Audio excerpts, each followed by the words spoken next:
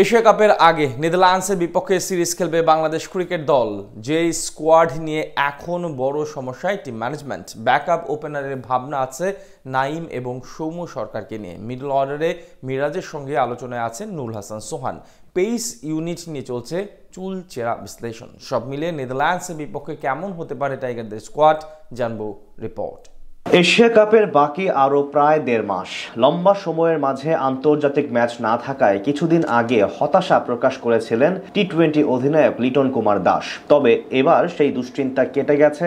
আগস্টেই Netherlands আসছে বাংলাদেশে, যেখানে দুই দলের মাঝে হবে ৩ ম্যাচের টি-20 সিরিজ। আর এটি হতে চলেছে এশিয়া কাপের পূর্বে শেষবারের মতো নিজেদের ঝালিয়ে নেওয়ার সুযোগ।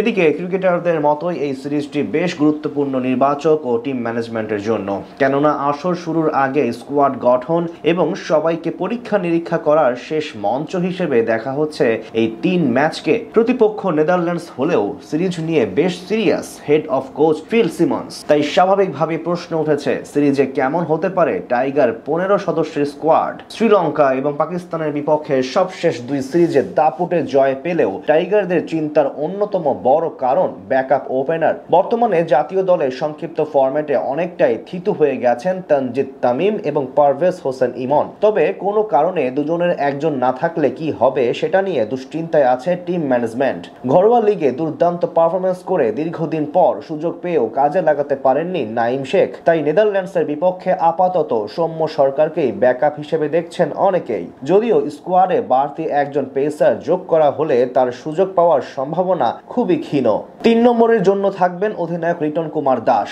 এশিয়া কাপের পূর্বে নিজেকে ফর্মে নিয়ে আসার এটাই বড় একটা সুযোগ টাইগার কাপ্তানের কাছে।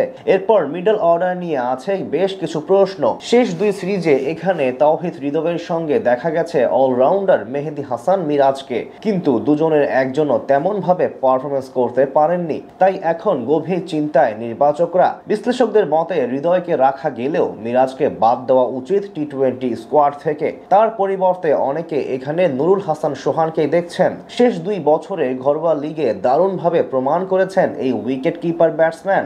এদিকে ৬ ও ৭ নম্বর এখন অনেকটাই থিতু হয়ে গেছেন শামীম হোসেন পাটোয়ারি এবং জাকির আলী অনিক। দুজনই টি-20 দলে বেশ ধারাবাহিকভাবে পারফরমেন্স করে টিম ম্যানেজমেন্টের আস্থা অর্জন করে নিয়েছেন। তাই নেদারল্যান্ডসের বিপক্ষে তাদের উপর আস্থা রাখতে পারেন কোচ ফিল সিমন্স। স্পিন বিভাগের নেতৃত্বে থাকবেন ডেপুটি অধিনায়ক শেখ মাহাদি হাসান। বর্তমানে সংক্ষিপ্ত ফরম্যাটে বাংলাদেশের সবচেয়ে ধারাবাহিক বোলারও তিনি।